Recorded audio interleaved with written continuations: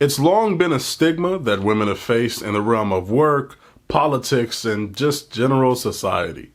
So today we're going to ask the question and get to the bottom of it. Are women really more emotional than men?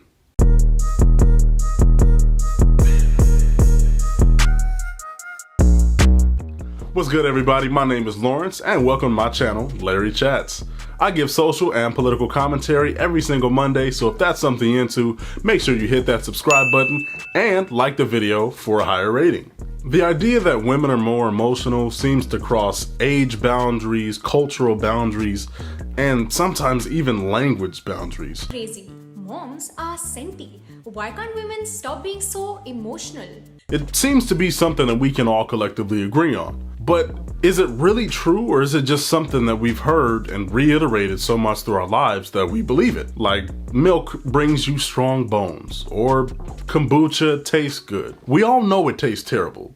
Let's quit acting. According to the empirical data we have from social scientists, biological scientists, and physical scientists, everybody seems to agree more or less on the same thing. And that thing is that women are more emotional, depending on what kind of emotions that we're talking about. Now, before I get into the research findings that these wonderful scientists have comprised for me, which will also be in the link in the description below, I do want to say that I am using the terms men and women not in a gendered term, as we have learned previously on my channel that gender is really a social construct and doesn't have any biological evidence behind it, but I am using strictly the sex understanding of what sex is.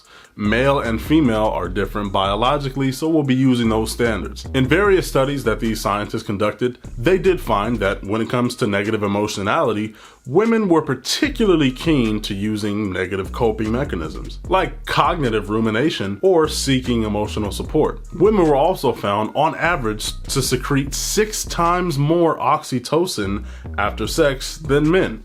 And oxytocin, if you don't know, is the bonding chemical. That's the chemical in our brains that make us feel closer to the people that we're with.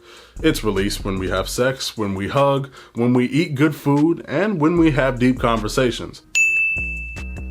Women were particularly outstanding in the Gomez and Downser experiment, where they were shown slides that induced emotional capabilities.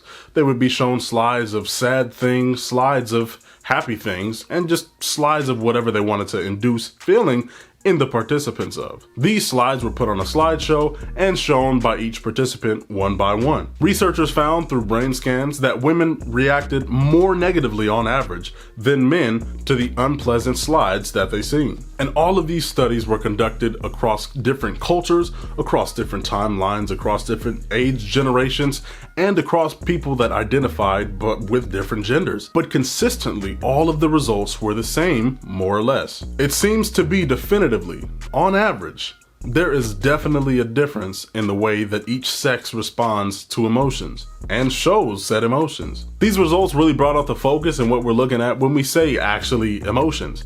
And it showed that women experience and understand more complex emotions, as opposed to men understanding and reacting to more basic and commonly known emotions like happiness, sadness, and anger. And I guess it wouldn't be that far off to ascertain from these studies that women are probably, on average, more emotionally intelligent than men as well. But to make it real simple, I say all of that to say, basically, women are, on average, more emotional than men.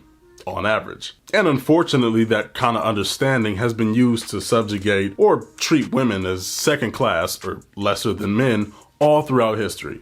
And I really feel like that idea is misplaced. First and foremost, these numbers are averages. There were plenty of instances where men experienced more emotions than women, and women experienced lesser emotions than men. These are averages, meaning we take the middle number and kind of varialize it between the entire group. Secondly, to ascertain that people experiencing emotion have some kind of hindrance to their decision-making process or their logical understanding process is absolute nonsense, because as human beings, we all experience emotions. And this seems to be consistent with every mammal in the animal kingdom. As it stands, and until proven otherwise, women absolutely experience more emotion than men. But regarding the time we live in, being the 21st century, and the country we live in, if you're watching this in America, that really doesn't mean anything at all. Women and men are both very different, but both very substantially equal, biologically and physiologically. The reality that this fact has been used to stigmatize and marginalize women over the course of history is kind of ridiculous, especially given the fact that women have produced a vast number of the advancements and technological prowess that we have today. But I want to know what you think. Do you think all of this research is nonsense and people pretty much experience emotions at the same rate? Or do you agree with these findings? And did you already know this? Let me know in the comments down below. I appreciate you guys for watching. Make sure you tune in every single Monday because I got new videos dropping right here on my channel. Thank you for watching, and I'll see you next week.